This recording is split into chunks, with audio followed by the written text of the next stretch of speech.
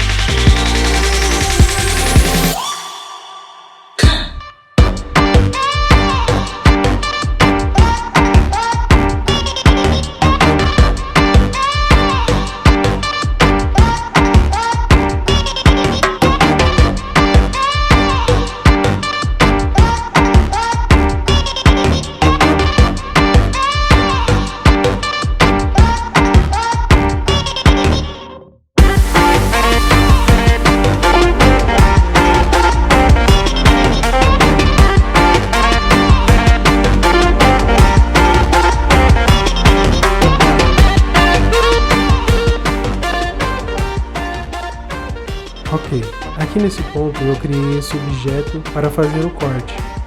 Tem uma observação importante. Você deve criar uma cópia desse objeto, porque ele será utilizado também para fazer a sombra.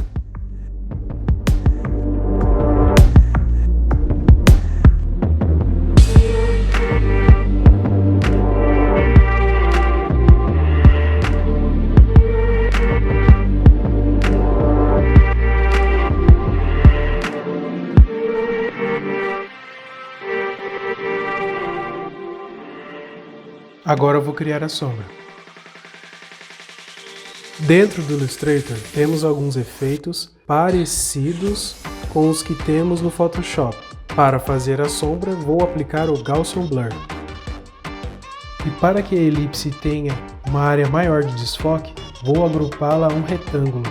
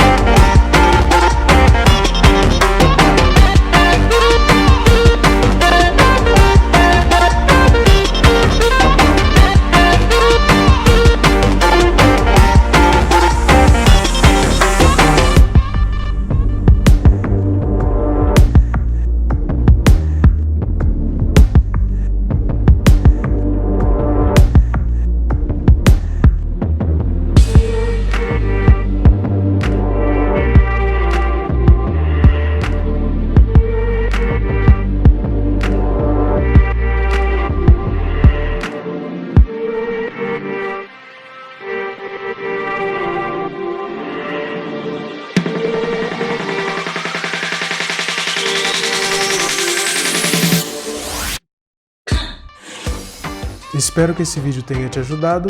Caso tenha alguma dúvida, pode perguntar nos comentários. Até a próxima!